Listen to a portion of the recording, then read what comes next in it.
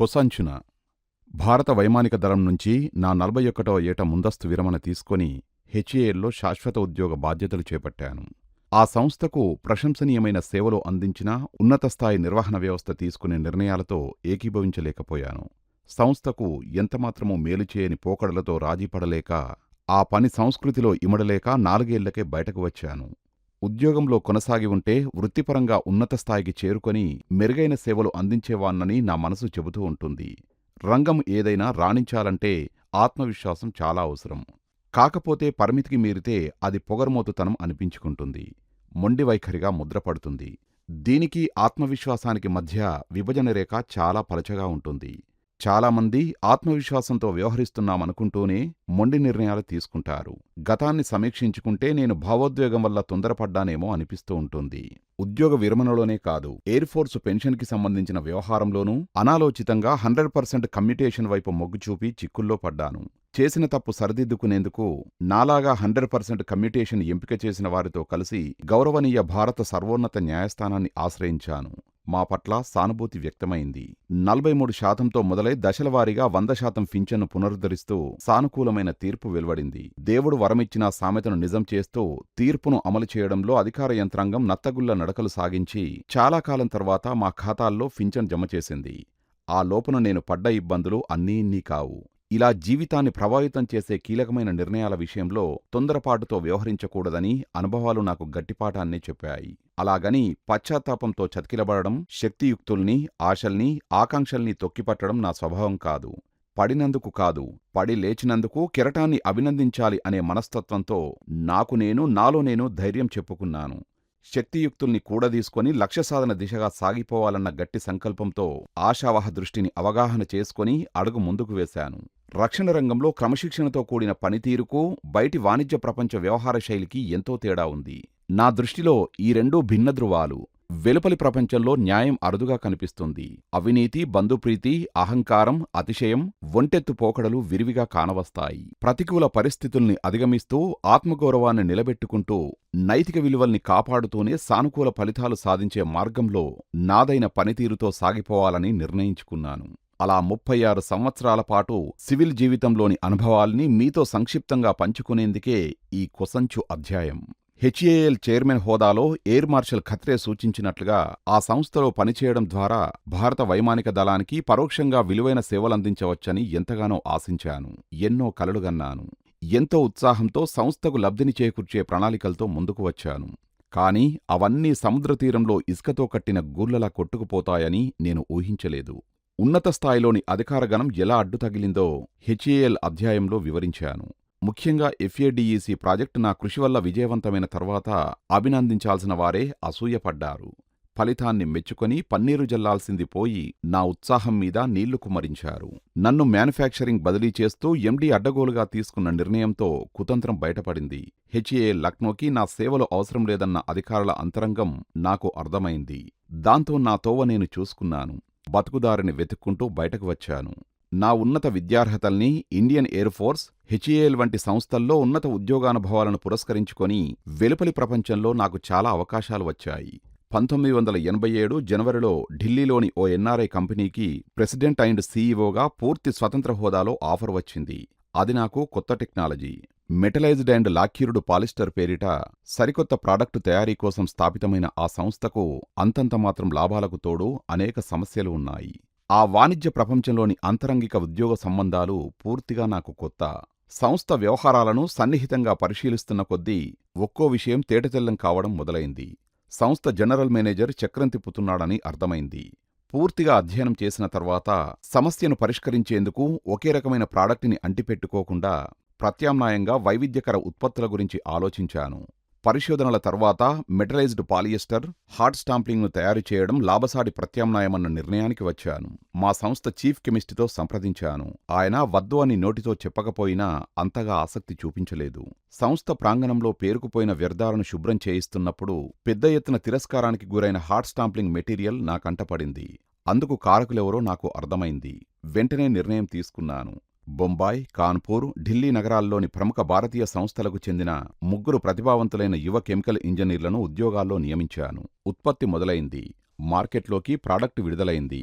కొద్ది కాలంలోనే లాభాల బాట పట్టింది. ఆ సమయంలో నాకు నా సొంత రాష్ట్రమైన ఆంధ్రప్రదేశ్ నుంచి అవకాశం రావడంతో ఢిల్లీ నుంచి నా కార్యక్షేత్రం హైదరాబాద్కు మారింది.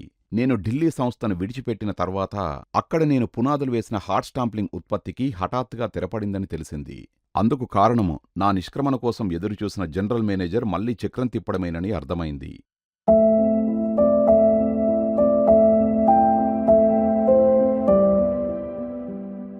దేశ రాజధాని నుంచి రాష్ట్ర రాజధానికి ఢిల్లీలో ఉన్నప్పుడు ఓ సమావేశంలో అప్పటి అవిభక్త ఆంధ్రప్రదేశ్కి చెందిన ఓ ఐఏఎస్ అధికారిని కలుసుకున్నాను.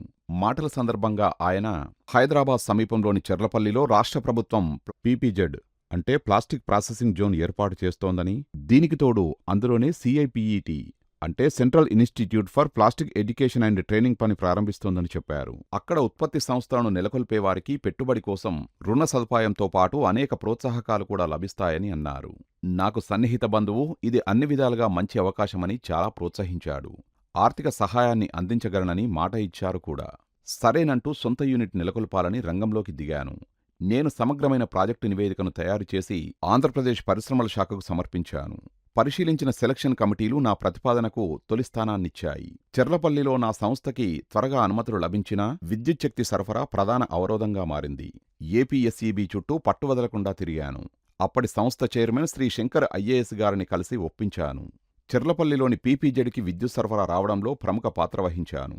అప్పట్లో 9 కోట్ల టర్నోవర్తో హెచ్ఏఎల్లోని NSEMSని, అదేవిధంగా ఎన్ఆర్ఐలు ఢిల్లీలో నెలకొల్పిన మెటలైజ్డ్ పాలియస్టర్ సంస్థను, 4 కలర్ రివర్స్ ప్రింటింగ్ యూనిట్ను విజయవంతంగా నిర్వహించిన అనుభవాన్ని పురస్కరించుకొని చెర్లపల్లిలో SSIని సైతం లాభసాటిగా నడిపించగలనని భావించాను. కానీ ఇక్కడ పరిస్థితులు పూర్తిగా భిన్నమైనవని త్వరలోనే అర్థమైంది. పనివారు మొదలుకొని పర్యవేక్షక సిబ్బంది వరకు ఎవరికి తోచినట్లు వారు వ్యవహరించడం మొదలుపెట్టారు. చెర్లపల్లిలోని పీపీజెడ్ చూడబోతే నా ఇంటికి 15 కిలోమీటర్ల దూరంలో ఉంది. ప్రతిరోజు ప్రొడక్షన్, మెటీరియల్స్ జారీ వంటివి మొదలుకొని మార్కెట్, ఫైనాన్స్ వ్యవహారాల వరకు అన్ని పనులు చూసుకోవడానికి ప్రతిరోజు 25 కిలోమీటర్లు ప్రయాణించాల్సి రావడం నాకు భారంగా తోచింది. ఆర్థిక ప్రోత్సాహకం పేరిట ప్రభుత్వ వాగ్దానం కాగితాలకే పరిమితమైంది. మాట ఇచ్చిన ఆర్థిక సహాయం నీటిమీద రాత అయింది.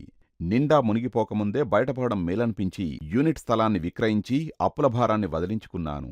మిషనరీని దగ్గర్లోని అద్దెకు తీసుకున్న చోటుకు తరలించాను. మరుసటి ఏడాది విపరీతమైన వానలు కురిశాయి. మిషనరీ స్టాక్ దెబ్బతిన్నాయి. అప్పుడే మొదటిసారిగా ఇన్సూరెన్స్ కంపెనీలతో పరిచయమైంది. వాటి పనితీరు తెలిసింది. ఆ సమయంలోనే పదే పదే అనారోగ్య సమస్యలు నన్ను తీవ్రంగా బాధించాయి. గుక్క తిప్పుకోకుండా చుట్టుముట్టిన ఇబ్బందులు ఉక్కిరిబిక్కిరి చేయడంతో యూనిట్ని మూసివేశాను. పీపీజెడ్ ప్రాజెక్టు సమయంలోనే మాజీ సైనికోద్యోగుల స్వయం ఉపాధి పథకం కింద ఇండియన్ బ్యాంకు నుంచి రుణం తీసుకొని అద్దెకు తీసుకున్న ఒక ఆర్సీసీ ఫ్లాట్కు మార్పులు చేసి బ్లాంక్ ఆడియో క్యాసెట్స్ తయారు చేసే యూనిట్ ప్రారంభించాను. దీనికి కావలసిన మిషనరీ కోసం హాంకాంగ్కు చెందిన ఓ కంపెనీకి ఆర్డర్ ప్లేస్ చేసి స్వయంగా అక్కడకు వెళ్లి నిర్ధారించుకున్నాను కూడా. ఎక్కడ తేడా వచ్చిందో గాని ముంబై పోర్టులో రాంగ్ డెలివరీ జరిగింది. కన్సైన్మెంట్లో విడినట్లు బోల్టులు తప్ప క్యాసెట్ల మిషనరీ రాలేదు. అంతేకాదు, క్యాసెట్ వ్యాపారంలో నేను ఊహించని అవకతవకలు ఉన్నాయని శ్రేయోభిలాషి అయిన ఓసీఏ గారి ద్వారా తెలుసుకొని క్యాసెట్ల వ్యాపారం నాకు సెట్ కాలేదనుకొని నష్టాన్ని తలకెత్తుకున్నాను. ఆ వ్యవహారాన్ని అక్కడితో ముగించి పీపీజెడ్ ప్రాజెక్టు మీద దృష్టి సారించాను.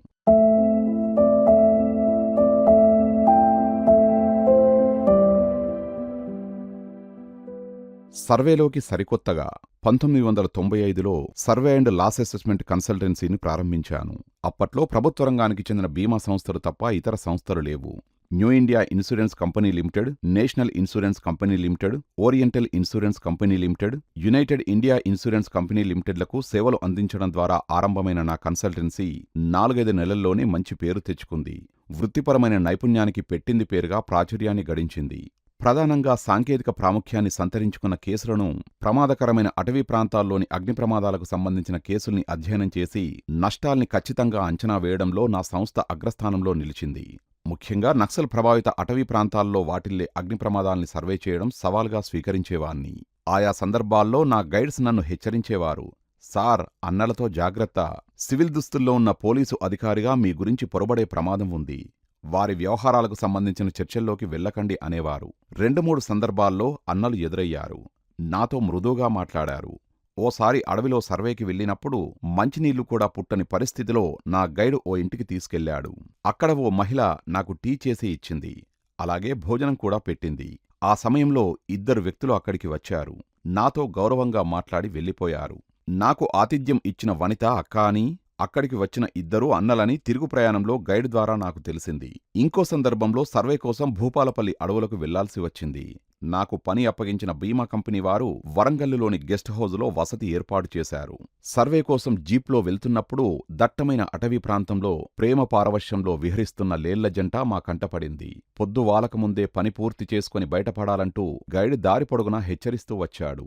తిరుగు ప్రయాణంలో ఓ చిన్న గ్రామం పొలిమేరల్లో డొంకదారిని దాటుతూ ఓ పెద్ద పులి 25 అడుగుల దూరంలో మా వాహనానికి ఎదురైంది. అది మా వైపు రాజసంగా చూస్తూ కాల్వ మీద నుంచి ఠీవీగా దూకి అడవిలోకి వెళ్ళిపోయింది. కలా నిజమా అనిపించింది. ప్రాణాలు అరచేతుల్లో పట్టుకుని బయటపడ్డాం. నాతో పాటు జీప్లో ఉన్న గైడ్ ఇతర స్థానికులు ఎన్నాళ్లనుంచో ఆ ప్రాంతాల్లో సంచరిస్తున్నా తమకు బాగ్ మహారాజు దర్శనం కాలేదని, అదో గొప్ప అదృష్టమని దండాలు పెడుతూ నాతో రావడం వల్ల ఆ భాగ్యం లభించిందని నన్ను తెగ అభినందించారు. అక్కడ్నుంచి 3 గంటలు ప్రయాణించి గెస్ట్ హౌస్కి చేరుకున్నాం. రాత్రి 11:30 గంటల వేళ గెస్ట్ హౌజులో దీపాలు వెలిగి ఉన్నాయి. వరంగల్లులోని ఉన్నతాధికారి ఆశ్చర్యపోతూ నాకు స్వాగతం చెప్పాడు. అయ్యా, ఇక్కడ 12 ఏళ్లుగా ఉన్నాను. పులి కాదు కదా, దాని తోక కూడా చూడలేదు. మొదటి రోజే మీకు బాగ్ మహారాజు దర్శనమైందని తెలుసుకొని మిమ్మల్ని చూడాలని ఇంత రాత్రి వరకు మేలుకొని ఉన్నాను అన్నాడు. మర్నాడు ఉత్సాహంతో మళ్లీ అడవిలో సర్వేకి వెళ్తే తొండ కూడా కనిపించలేదు. నెల రోజుల తర్వాత హైదరాబాద్లోని మా ఆఫీస్కి ఓ సూపర్వైజర్ వచ్చాడు.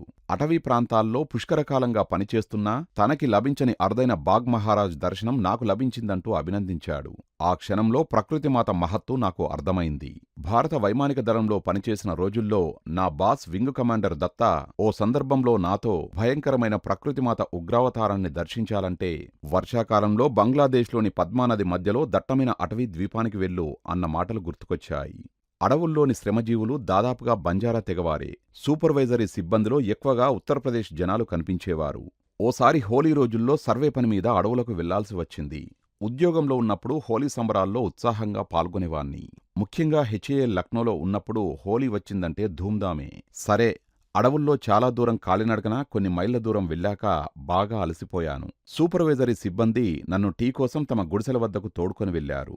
అప్పుడు బంజారా స్త్రీలు బిలబిలమంటూ అక్కడికి వచ్చారు. సూపర్వైజరీ సిబ్బందితో హోలీ ఆట మొదలుపెట్టారు. ఆ సందర్భాల్లో గూడెం ప్రాంత మహిళలు మద్యం మత్తులో ఉంటారని విన్నాను. ఆ ప్రభావంతో కాబోలు సూపర్వైజర్లు వారిస్తున్నా నేను వద్దంటున్నా చుట్టుముట్టారు. హోలీ ఆడాల్సిందేనన్నారు. నా మీద గులాల్ చల్లారు, మీసాలు ముద్దాడారు. సర్వే అండ్ లాస్ అసెస్మెంట్ వృత్తి నాకెంతో సంతృప్తినిచ్చింది. ముఖ్యంగా 1996 నుంచి 1998 సంవత్సరాల మధ్యకాలంలో నేను నిర్విరామంగా పనిచేశాను. 153 కేసుల్లో సర్వేలు సమర్థంగా నిర్వహించి నష్టాలను ఖచ్చితంగా అంచనా వేశాను. ఈ పనిలో ఉన్న ప్రధానమైన ఇబ్బంది ఏమిటంటే ప్రమాదం జరిగినప్పుడు ఇన్సూరెన్స్ కంపెనీ నా పేరును గుర్తుంచుకునేలాగా వ్యవహరించాల్సి ఉంటుంది. ఆ రోజుల్లో ఎక్కువగా మధ్య చిన్న తరహా కేసులు చిన్నాచితకా స్థాయికి చెందిన వారికి కేటాయించేవారు. నాకు దూర ప్రాంతాలకు సంబంధించిన కొద్దిపాటి ప్రధానమైన కేసులు వచ్చేవి. వృత్తిరీత్యా ఆ కొద్దిపాటి కేసుల మీదే ఆధారపడితే మనుగడ సాగదని నిర్ణయించుకున్నాను. పైగా మధ్య చిన్న తరహా కేసుల కోసం పని కట్టుకుని వెతకడం నా వల్ల కాదని తెలుసుకున్నాను. ఈ నేపథ్యంలో నా కన్సల్టెన్సీని ఆస్తుల విలువను అంచనా వేసే వృత్తి దిశగా విస్తరించాను. ఆ సందర్భంగా నేను విలువ కట్టిన కొన్ని కేసుల గురించి ఊటంకిస్తాను. ఇంతకుముందు పేర్కొన్నట్లుగా నాకు వచ్చిన వాటిలో సాంకేతిక అంశాలతో కూడిన క్లిష్టమైన కేసుల సంఖ్యే ఎక్కువ. వాటి పరిష్కారాలు సవాళ్లతో కూడుకున్నప్పటికీ నాకు సంతృప్తిని కలిగించాయి. చాలా కేసుల్లో వ్యక్తులు తమకు వాటిల్లిన నష్టాల్ని భూతద్దంలో చూపించి పెద్ద మొత్తాల్లో బీమా పరిహారాన్ని కోరడాన్ని నేను గమనించాను. అందుకు వారు అవలంబించే అడ్డదారుల్ని గమనించి అక్రమాల్ని వెలికితీశాను. ఓసారి కాటేదాన్ ఇండస్ట్రియల్ ఎస్టేట్లో ఓ బిస్కెట్ల ఫ్యాక్టరీ యూనిట్ తమకు పెద్ద ఎత్తున సంభవించిన వరద నష్టం కోసం బీమా కంపెనీని పరిహారం కోరింది. నేను వృత్తికి కొత్తవాణ్ణని తెలుసుకున్న ఆ యూనిట్ యాజమాన్యం అతి తెలివిని ప్రదర్శించింది. ఫ్యాక్టరీ లోపల కొన్ని ట్రక్కులు ఉన్నాయని గుర్తించాను. ధైర్యంగా లోపలకు వెళ్లి ట్రక్కుల్ని బయటకు పంపించి గేట్లు మూయాల్సిందిగా ఆదేశించాను. యూనిట్ సిబ్బంది నా మాట వినలేదు. నేను ఆ విషయాన్ని వెంటనే బీమా కంపెనీ అధికారి దృష్టికి తీసుకువచ్చాను. అప్పటికప్పుడు నా ఆదేశాల్ని పాటించాల్సిందేనంటూ అధికారి నుంచి యూనిట్ మేనేజర్కి ఫోన్ కాల్ వచ్చింది. ఇలాంటి క్లైమ్స్ విషయాల్లో కొందరు తెలివిగా తమ ఫ్యాక్టరీలోని మంచి స్టాక్ను లారీల్లో తరలించి వాటి స్థానంలో దెబ్బతిన్న స్టాక్ని బీమా కంపెనీల ముందు ప్రదర్శించి చూడండి ఎంత నష్టం వాటిల్లిందో అంటూ గుండెలు బాదుకుంటారు. నేను సకాలంలో ఫ్యాక్టరీ లోపల ట్రక్కుల జాడను గుర్తించాను. అది గమనించిన అక్కడ సిబ్బంది త్వరగా స్టాక్ను పరిశీలించి నష్టాన్ని అంచనా వేయమంటూ తొందరపెట్టసాగారు. నేను వారి మాటలకు తల ఊపితే రికార్డుల్లో కాకిలెక్కలు చూపించాలని వారి దురాశ. వరదలు ఆగిపోయాయి. నేను వెళ్లిన సమయానికి పరిస్థితి సజావుగా లేదు. వరద నీరు, బురద ఇంకా మిగిలే ఉన్నాయి. అంతే తప్ప నష్టాలు మరింతగా వాటిల్లే అవకాశమే లేదు. నేను రికార్డులు చూపించమని ఆదేశించాను. సిబ్బంది వాటి కోసం వెతుకుతున్నట్లుగా నటిస్తూ కాలయాపన చేయడం నా దృష్టికి వచ్చింది. నేను ఒత్తిడి చేయడంతో రికార్డులు తీసుకువచ్చారు. వాటి మీద సంతకం చేసి సైట్ ఇన్స్పెక్షన్కి వెళ్ళాను. అక్కడ నా పరిశీలనను ప్రాథమిక సర్వే నివేదికలో పొందుపరిచి బీమా కంపెనీకి సమర్పించాను. నా నివేదిక ఆధారంగా జాయింట్ సర్వే కోసం ఓ సీనియర్ సర్వే కంపెనీ రంగంలోకి దిగింది. నా నివేదికను మెచ్చుకుంటూ నష్టపరిహారానికి సంబంధించిన సమగ్ర నివేదికను తయారుచేసింది. దాన్ని బీమా కంపెనీకి సమర్పించాం. మరో సందర్భంలో ఐటీసీ భద్రాచలం కేసును ఓ బీమా కంపెనీ నాకు అప్పగించింది. అప్పుడు నా ఆరోగ్యం బాగాలేదు, వెళ్ళలేనని చెప్పాను. కానీ ఆ కేసులో ప్లాంట్ అండ్ మిషనరీకి సంబంధించిన కీలకమైన సాంకేతిక అంశాలు ఉండడంతో బీమా కంపెనీ డివిజనల్ మేనేజర్ నన్ను వ్యక్తిగతంగా అభ్యర్థించాడు. నా రాకపోకల కోసం ప్రత్యేకంగా కారుని, సహాయకుడిగా ఓ సర్వేయర్ని ఏర్పాటు చేస్తానన్నాడు. కాకపోతే ఆ సర్వేయర్ మోటార్ రంగానికి చెందినవాడు. ప్లాంట్ అండ్ మిషనరీ సబ్జెక్టుతో అతనికి పరిచయం లేదు. నాకన్నా ఓ రోజు ముందుగా బయలుదేరి భద్రాచలం చేరుకొని అక్కడి ప్లాంట్ అండ్ మిషనరీ చూసి తన వల్ల కాదంటూ చేతులెత్తేసి తిరిగొచ్చాడు. మరుసటి రోజే విదేశీ నిపుణులు వెళ్లిపోతున్నారు. ఈ నేపథ్యంలో ఎలాగైనా బయలుదేరమంటూ బీమా కంపెనీ డివిజనల్ మేనేజర్ నన్ను కోరాడు. నేను వెళ్ళాను. భద్రాచలంలో సమావేశం ఏర్పాటు చేశారు.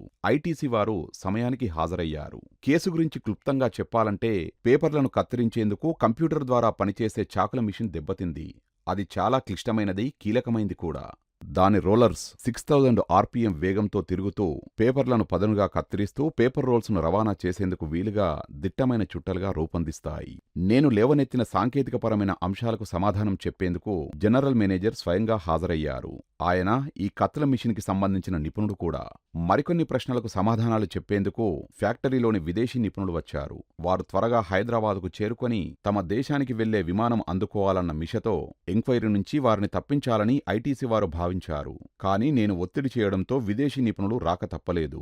కేసు లోతుల్లోకి వెళ్లిన తర్వాత నేను రవాణాకి సంబంధించిన పత్రాలు కావాలని అడిగాను. తర్వాత వాటిని హైదరాబాద్ హెడ్ ఆఫీస్ నుంచి తెప్పించి ఇచ్చారు. సంబంధిత పత్రాలను లోతుగా పరిశీలించిన తర్వాత రవాణాలో జరిగిన నష్టాల్ని ఐటీసీ వారు భరించాల్సిన అవసరం లేదని, దరిమిలా సుమారు 83 లక్షల రూపాయల విలువ చేసే నష్టపరిహారంతో బీమా కంపెనీకి సంబంధం లేదని స్పష్టం చేశాను. అంతేకాదు, రవాణాలో వాటిల్లిన నష్టానికి లింక్ ట్రాన్స్షిప్మెంట్ కంపెనీ వారిని బాధ్యులుగా చేస్తూ ఆ మేరకు వారి నుంచి పరిహారాన్ని క్లెయిమ్ చేయాల్సిందిగా ఐటీసీ వారికి నేను సూచించాను. ఇలాంటి ఆసక్తికరమైన మరో ఉదంతం ఎన్టీపీసీ రామగుండం వారితో జరిగింది. ఓ టర్బైన్ ఫెయిల్యూర్కి సంబంధించిన క్లెయిమ్ కేసు నా దగ్గరకు వచ్చింది. సంబంధిత బీమా కంపెనీ బ్రాంచ్ మేనేజర్ నాతో పాటు విచారణకు వచ్చాడు గాని ఏదో విషయాన్ని దాచిపెడుతున్న వాడిలాగా నా వెనుక నక్కి నక్కి నడవసాగాడు. రామగుండం ఎన్టీపీసీ యూనిట్కి సారథ్యం వహిస్తున్న ఎగ్జిక్యూటివ్ డైరెక్టర్ ఆ సమావేశాన్ని నిర్వహిస్తున్నాడు. ఆయన నన్ను దోషిగా పరిగణిస్తూ నా వైపు వేలు చూపించి ఏది డబ్బు, చెక్ ఎక్కడ అన్నాడు. నాకు ఆయనతో పరిచయం లేదు. ఆ వ్యక్తిని చూడడం అదే మొదటిసారి. నాకు చిర్రెత్తింది. పక్కకి తొలిగాను. రిపేర్ జరుగుతున్న టర్బైన్ దగ్గరికి వెళ్లి తనిఖీ చేయసాగాను. నాతో పాటు వచ్చిన బ్రాంచ్ మేనేజర్ ఏదో గొనిగాడు. నా వైపు చూపిస్తూ ఆయన సర్వేయర్, నష్టాన్ని అంచనా వేయడానికి వచ్చారు. నేను బ్రాంచ్ మేనేజర్ని, ఆయనతో పాటు వచ్చాను అని ఎగ్జిక్యూటివ్ డైరెక్టర్కి అర్థమయ్యేలా తంటాలు పడుతూ చెప్పాడు. కాసేపటికి ఎగ్జిక్యూటివ్ డైరెక్టర్ కంట్రోల్ రూంలోకి వెళ్ళిపోయాడు. బ్రాంచ్ మేనేజర్ నన్ను ఆయన వద్దకు తీసుకెళ్లాడు. పరిచయాల తర్వాత సాంకేతికపరమైన అంశాలకు సంబంధించిన చర్చ మా మధ్య ప్రశాంతంగా సాగింది. నాకు ఇన్స్ట్రుమెంటల్ టర్బైన్తో పాటు వివిధ రకాల టర్బైన్ల గురించిన పరిజ్ఞానం బాగా ఉంది. ఎగ్జిక్యూటివ్ డైరెక్టర్ అది గుర్తించాడు. తన సీనియర్ స్టాఫ్ను పిలిచి నన్ను పరిచయం చేశాడు. కలిసి కాఫీ తీసుకున్న తర్వాత నాకు అన్ని విధాలుగా సహాయ సహకారాలు అందించాల్సిందిగా షాప్ ఫ్లోర్ స్టాఫ్కి ఆదేశాలు జారీ చేసి వెళ్లే ముందు కలుసుకోమని చెబుతూ ఎగ్జిక్యూటివ్ డైరెక్టర్ వెళ్ళిపోయాడు. టర్బైన్ కేసుతో పాటు ఎన్టీపీసీలో సర్వే కోసం పెండింగ్లో ఉన్న 2 చిన్న కేసుల్ని సైతం బ్రాంచ్ మేనేజర్ అభ్యర్థన మేరకు సాయంత్రానికల్లా ముగించి ఎగ్జిక్యూటివ్ డైరెక్టర్ని కలుసుకోకుండానే తిరుగు ప్రయాణమయ్యాను. క్లెయిమ్కి సంబంధించిన రిపోర్ట్ని వివరాలతో రూపొందించి బీమా కంపెనీకి అందజేశాను. నష్టం ఎక్కువగానే జరిగింది. అక్కడితో నా పని పూర్తయింది. కొన్నాళ్ల తర్వాత ఎన్టీపీసీ టర్బైన్ ఫెయిల్యూర్ కేసు గురించిన సమాచారం నాకు తెలిసింది.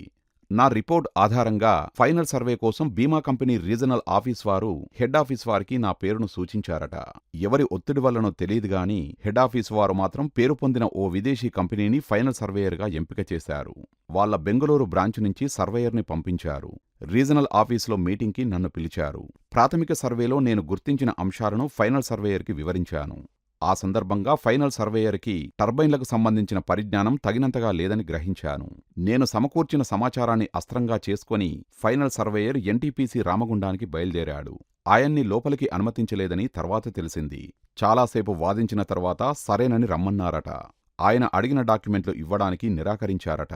సంబంధిత టర్బైన్ విషయంలో గతంలో నాతో లోతుగా పూర్తి వివరాలతో చర్చించామని, అడిగిన డాక్యుమెంట్లు కూడా ఇచ్చామని ఫైనల్ సర్వేయర్కి చెబుతూ కథను మళ్లీ మొదట్నుంచి చెప్పడమంటే సమయాన్ని వృధా చేయడమేనన్నారట.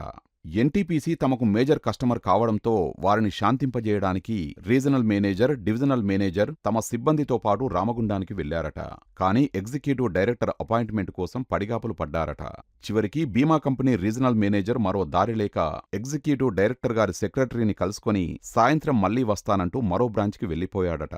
ఆ సాయంత్ర సమావేశం రీజనల్ మేనేజర్ గారికి చేదు అనుభవాన్ని మిగిల్చింది. ఎవరి ఒత్తిడికో లోబడి విదేశీ సంస్థను ఫైనల్ సర్వే కోసం ఎంపిక చేస్తూ హెడాఫీస్ తీసుకున్న తప్పుడు నిర్ణయానికి పాపం రీజనల్ మేనేజర్ సంజాయిషీ చెప్పుకోవాల్సి వచ్చింది. ఎన్టీపీసీ లాంటి మేజర్ కస్టమర్ని సముదాయించేందుకు ఆయన నానా తంటాలు పడాల్సి వచ్చింది.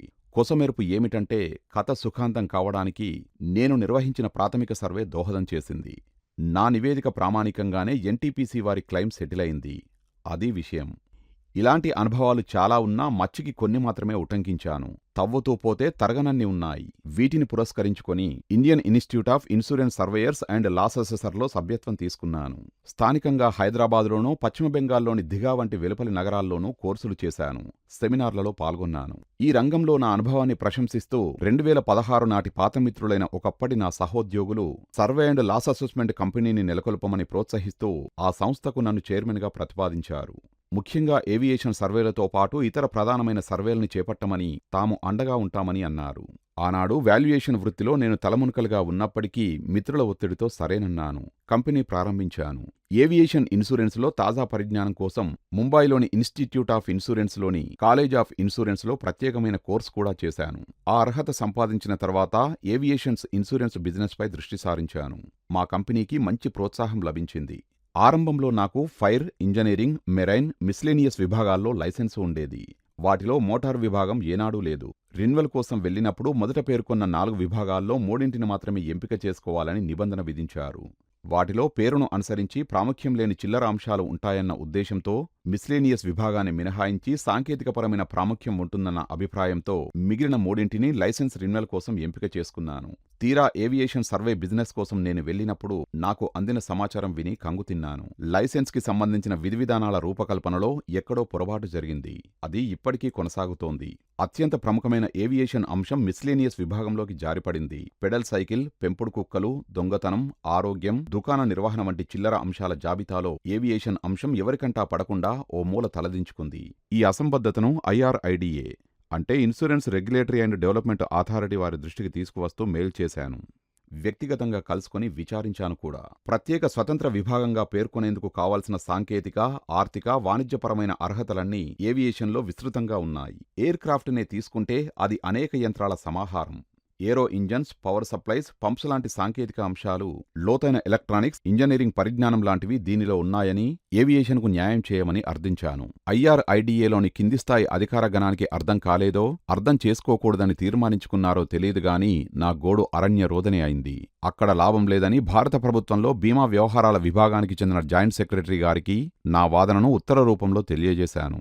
ఆయన నుంచి సమాధానంగా నాకు పెద్ద నిశ్శబ్దం మాత్రమే లభించింది. ఈ సమస్యను యుద్ధ ప్రాతిక మీద పరిష్కరించాలి. లైసెన్స్ కోసం అన్ని అర్హతలు కలిగిన ఏవియేషన్ వాల్యుయర్స్ సంఖ్య చాలా తక్కువగా ఉంది. దీనివల్ల ఈ విభాగంలో కేసులు నత్తనడక నడుస్తున్నాయి. క్లెయిమ్స్ పరిశీలన, విచారణ, నివేదన, పరిష్కారం వంటి దశల్లో విపరీతమైన జాప్యం జరుగుతోంది. భారత వైమానిక దళానికి చెందిన విశ్రాంత సాంకేతిక అధికారులు వీటిని సమర్థంగా నిర్వహించగలరు. దీనికి కావాల్సిన పరిజ్ఞానం వారి వద్ద పుష్కలంగా ఉంది. ఏవియేషన్ వాల్యుయేషన్కి అవసరమైన వాణిజ్య బీమా ప్రక్రియల పరిజ్ఞానాలను వారు కొద్దిపాటి అనుభవంతో సులభంగా పొందగలరు. సాధారణంగా ఆపరేషన్స్కే ప్రాధాన్యం ఉంటుంది. ఉండాలి కూడా. ఇండియన్ ఎయిర్ ఫోర్స్ ఇందుకు మినహాయింపు కాదు. ఎయిర్ ఫోర్స్లో పైలట్స్గా పనిచేసిన వారికి ఉద్యోగ విరమణ తర్వాత కమర్షియల్ పైలట్స్గా అవకాశాలు లభిస్తున్నాయి. అదేవిధంగా ఉద్యోగ విరమణ చేసిన ఎయిర్ ఫోర్స్ సాంకేతిక అధికారుల్ని ఏవియేషన్ వాల్యుయర్స్గా వినియోగించుకుంటే ఈ విభాగంలో వాల్యుయర్స్ కొరతను నివారించవచ్చును కదా. సాంకేతికపరమైన వృత్తి అనుభవాన్ని పొందిన మానవ వనరుల్ని వినియోగించుకోకపోవడం పెద్ద నేరమని నా భావన.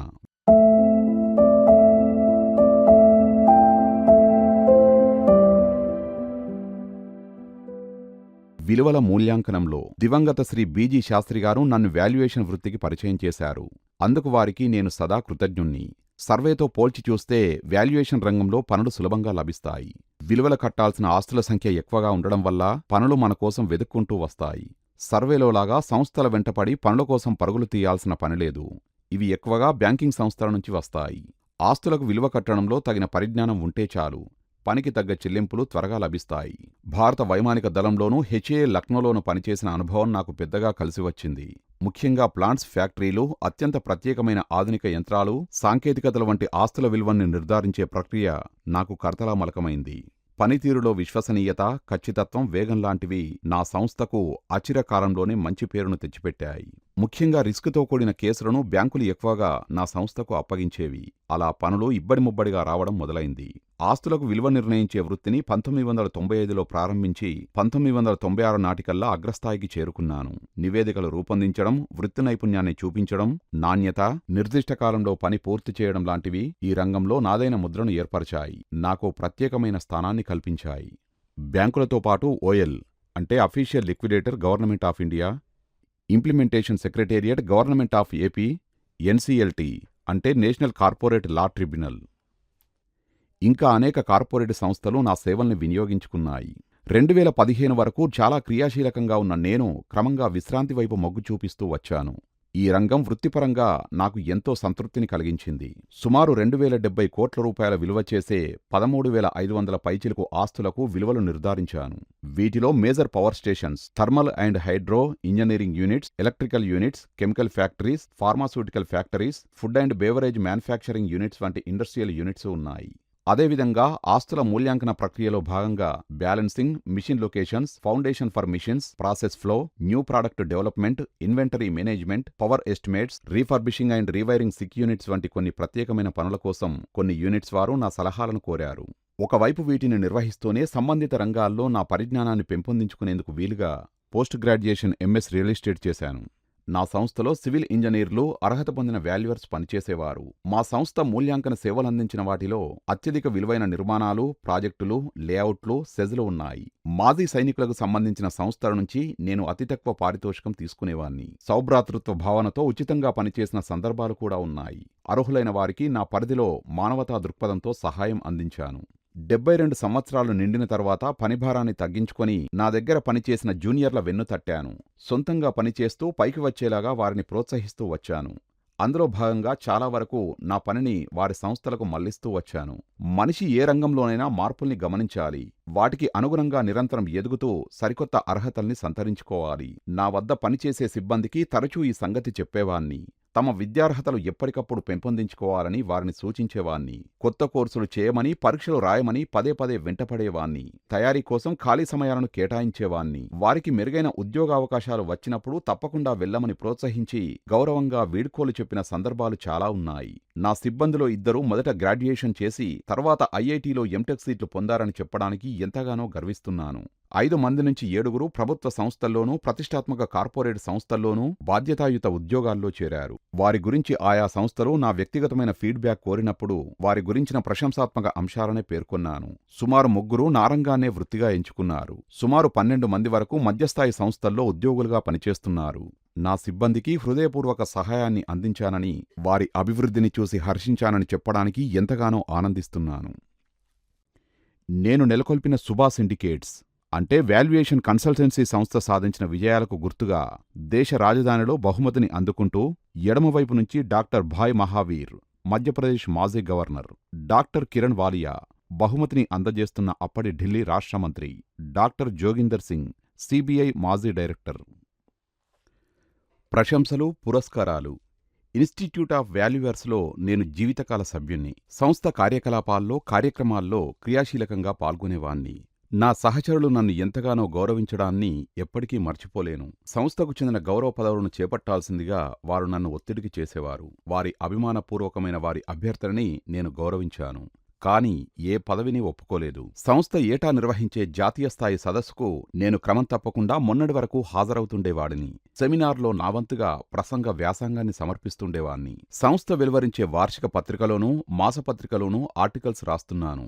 ఇతర కేంద్రాలు నిర్వహించే కార్యక్రమాలకు అతిథిగా వెళ్తూ వారి సన్మాన సత్కారాలు అందుకుంటూ ఉపన్యసిస్తున్నాను.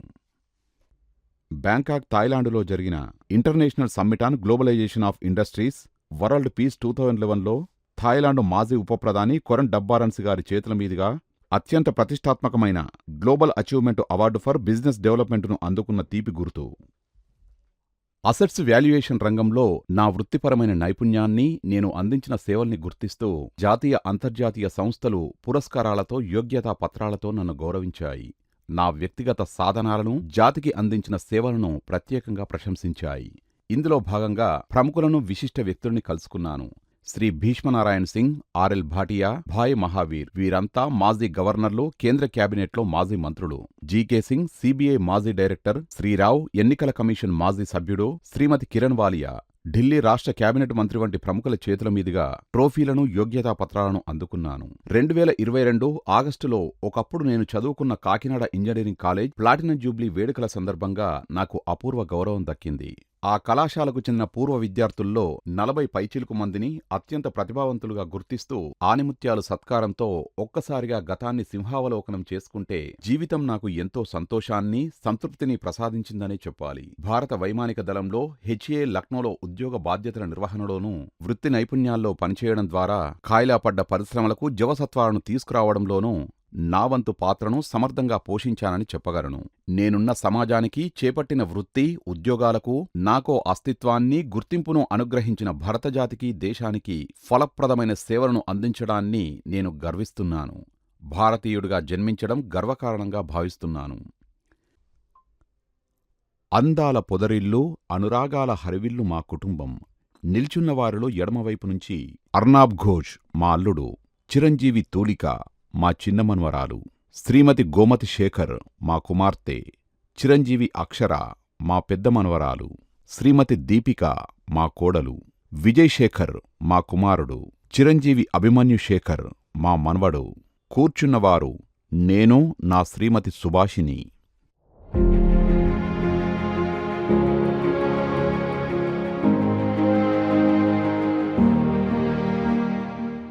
ఎత్తుపల్లాలు లేనిదే ప్రయాణం సాగదు. ఆటుపోట్లకు అతీతంగా జీవితమూ ఉండదు. తొందరపాటు నిర్ణయాలు వికటించినప్పుడు వాటి ఫలితాలను అనుభవించక తప్పదు. ముఖ్యంగా బ్యాంకులతో జరిపే వాణిజ్య, విత్తపరమైన లావాదేవీలతో, నిరర్ధక ఆస్తులకు సంబంధించిన వ్యవహారాల్లో వీటిని ప్రత్యక్షంగా గమనించాను. పెద్ద మోసం జరిగినప్పుడు ఆ సంగతి రుణం మంజూరు చేసే శాఖకు తెలియకుండా ఉంటుందా? వృత్తిలో భాగంగా నిందారోపణలు ఎదురైనప్పుడు నా మాతృ సంస్థ భారత వైమానిక దళంలో అలవడిన సౌశీల్యంతో వాటిని ప్రశాంతంగా ఎదుర్కొన్నాను. సవాళ్లను సరైన రీతిలో పరిష్కరించి మచ్చలేకుండా బయటపడ్డాను. కొన్ని దర్యాప్తు సంస్థలలో పనిచేసే అధికారులు తాము ఎదుటివారికన్నా పవిత్రులమని భావిస్తూనే పక్షపాత బుద్ధితో వ్యవహరిస్తారు.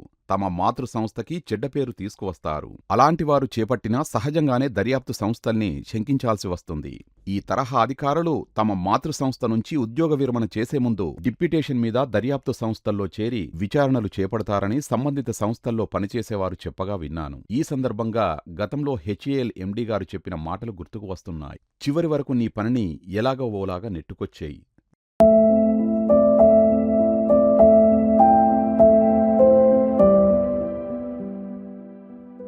బోధనా రంగంలో మరోసారి అధ్యయనం చేయడం, విషయాన్ని గ్రహించడం, ఆ సారాంశాన్ని సాటివారితో పంచుకోవడం, ఈ మూడు నాకు ఎంతో ఇష్టమైన అంశాలు. నాలోని ఈ అభిరుచికి భారత వైమానిక దళం సరైన వేదికను కల్పించింది. హోదాలో నాకన్నా ఎన్నో రెట్లు పెద్ద స్థాయికి చెందిన అధికారులకు శిక్షణలో భాగంగా వివిధ రకాల కోర్సుల్లో పాఠాలు చెప్పే అవకాశం లభించింది. అలాగే లక్నో యూనివర్సిటీలో సైతం అప్పుడప్పుడు తరగతులు నిర్వహించిన అనుభవం నాకుంది.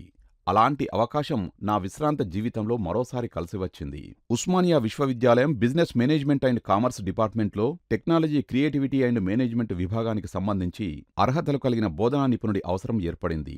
ఎంబీఏ విద్యార్హతతో పాటు పారిశ్రామిక అనుభవం కలిగిన బోధనా నిపుణుడి కోసం ఆగమేఘాల మీద యూనివర్సిటీ వారు గాలిస్తున్న సమయంలో ఆ అవకాశం నా తలుపు తట్టింది. నేను ఆనందంగా స్వీకరించాను. మొదట్లో డైరెక్ట్ ఇంటేక్ బ్యాచ్కి పాఠాలు చెప్పిన నేను ఆ తర్వాత ఈవినింగ్ బ్యాచ్కి బోధించే పని చేపట్టాను. ఈ కోర్సులో విషయాన్ని విభిన్న పద్ధతుల్లో విశ్లేషించాలి, వివరణాత్మకంగా బోధించాలి. ఈ తరహా బోధనా శైలి కష్టమైనదే కానీ ఇష్టంగా స్వీకరించాను. విద్యార్థిలాగా శ్రమించి ఎంతో తెలుసుకున్నాను. అలా తెలుసుకున్న జ్ఞానాన్ని తరగతి గదిలో పంచుకున్నాను. దాంతోపాటు నాకు లభించే వేతనాన్ని ఆర్థికంగా వెనుకబడిన గ్రామీణ ప్రాంతాల విద్యార్థులకు సహాయంగా అందించాను. బోధనలో భాగంగా ఆంగ్లంలో ధారాళంగా మాట్లాడే విద్యార్థుల్ని ప్రోత్సహించాను. ఇందుకోసం వారిని బృందాలుగా ఏర్పరిచి ఏదో ఒక అంశం మీద ప్రతి ఒక్కరూ ప్రసంగించేలా ప్రత్యేక తరగతులు నిర్వహించాను. ఈ తరహా అభ్యాసం వారికి మేలు చేస్తుందని, భవిష్యత్తులో ఉద్యోగాల కోసం పోటీ పరీక్షలు రాసి ఇంటర్వ్యూలకు వెళ్లినప్పుడు మెరుగైన భావ ప్రకటనలకి, అభివ్యక్తీకరణకి దోహదం చేస్తుందని వారికి తెలియజెప్పాను. మొత్తం 7 బ్యాచ్ల విద్యార్థులు నా దగ్గర పాఠాలు నేర్చుకున్నారు. కాలేజ్ ఆఫ్ వార్ఫేర్లోనూ, లక్నో విశ్వవిద్యాలయంలోనూ పాఠాలు చెప్పిన అనుభవం నాకు ఎంతో ఉపకరించింది. ఉస్మానియా విశ్వవిద్యాలయంలో ఎంబీఏ తరగతులు నిర్వహిస్తున్న రోజుల్లోనే దివంగత శ్రీ బీజీ శాస్త్రి గారు నన్ను టెక్నికల్ ఆర్బిట్రేషన్ రంగానికి పరిచయం చేశారు. నేను వారితో కలిసి కొన్ని ఆర్బిట్రేషన్ కేసుల్లో పనిచేశాను. ఇన్స్టిట్యూట్ ఆఫ్ టెక్నికల్ ఆర్బిట్రేటర్స్లో నాకు సభ్యత్వం ఉంది కూడా. ఈ సంస్థ ఆధ్వర్యంలో హైదరాబాద్లోనూ, అదేవిధంగా వెలుపలి నగరాల్లోనూ జరిగిన కొన్ని సెమినార్లలోనూ, వేడుకల్లోనూ నేను పాల్గొన్నాను కూడా. ఈ విభాగంలో నా పరిజ్ఞానాన్ని పెంపొందించుకోవాలన్న జిజ్ఞాసతో 2010లో NALSAR university of law Hyderabad నుంచి పీజీ డిప్లొమా చేసి మొదటి తరగతిలో ఉత్తీర్ణత సాధించాను. ఈ కోర్సును the international centre for alternative dispute resolution వారు నిర్వహించడం విశేషం. వాల్యుయేషన్ పనులతో తలమునకలుగా ఉన్న కారణం చేత ఆర్బిట్రేషన్ విభాగం మీద దృష్టి సారించలేకపోయాను. వివిధ సందర్భాల్లో పేర్కొన్నట్లుగా విశ్రాంత జీవితం నాకు సంతోషాన్ని, సంతృప్తిని ప్రసాదించింది. ఇంకా ప్రసాదిస్తూనే ఉంది. సమాజం నుంచి నేర్చుకున్న ప్రతి అంశాన్ని తిరిగి సమాజానికి అప్పగించాలన్న ఆలోచన నా విశ్రాంత జీవితానికి ఆలంబన. లోకా సమస్తా సుఖినో భవంతు.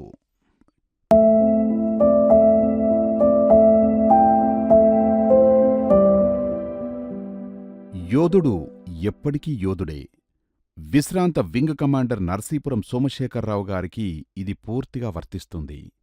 సాలూరు అంటే ప్రస్తుతం పార్వతీపురం మన్యం జిల్లాలో 1942 అక్టోబర్ 7వ తేదీన జన్మించిన రావుగారు 1963లో కాకినాడ గవర్నమెంట్ ఇంజనీరింగ్ కాలేజీ నుంచి బీఈ డిగ్రీ పొందారు. 1964లో భారత వైమానిక దళంలో ఆఫీసర్గా చేరి 2 ప్రముఖ ఇండోపాక్ యుద్ధాల్లో అంటే 1965, 1971 సంవత్సరాల్లో మన దేశ తూర్పు, పశ్చిమ సరిహద్దుల అడ్వాన్స్డ్ బేసెస్లో క్రియాశీలకంగా పాల్గొన్నారు.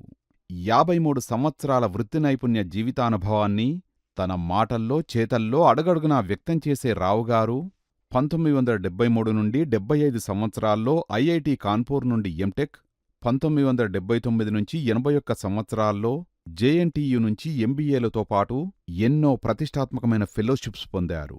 భారత వైమానిక దళంలో 22 ఏళ్లు, హెచ్ఏ లక్నోలో 7 ఏళ్లు పనిచేసి ఎన్నో ప్రాజెక్ట్సులో తనదైన ప్రతిభను, పట్టుదలను, పోరాట పటిమను ప్రదర్శించిన రావుగారు 2 దశాబ్దాల పైచిలుకు కాలం risk management and assets valuation కన్సల్టెన్సీని సమర్థవంతంగా నిర్వహించి ఓ సర్వే అండ్ లాస్ మేనేజ్మెంట్ కంపెనీకి చైర్మన్గా తమదైన ముద్రను నెలకొల్పారు. అధ్యయన, పరిశోధన, బోధనా రంగాల్లో ప్రావీణ్యం గడించిన అనుభవంతో ఆయన ఉస్మానియా విశ్వవిద్యాలయంలో టెక్నాలజీ మేనేజ్మెంటులో పాఠాలు చెప్పారు. సమకాలీన సంఘటనలపై, సమస్యలపై బ్లాగులో చర్చించారు.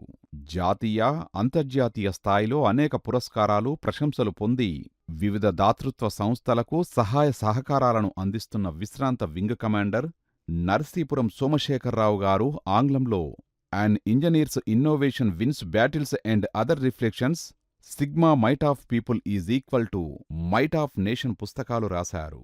ప్రస్తుతం సికింద్రాబాద్ తిరుమలగిరిలో ఉద్యోగ, వృత్తి విరమణానంతర జీవితాన్ని ప్రశాంతంగా గడుపుతున్నారు.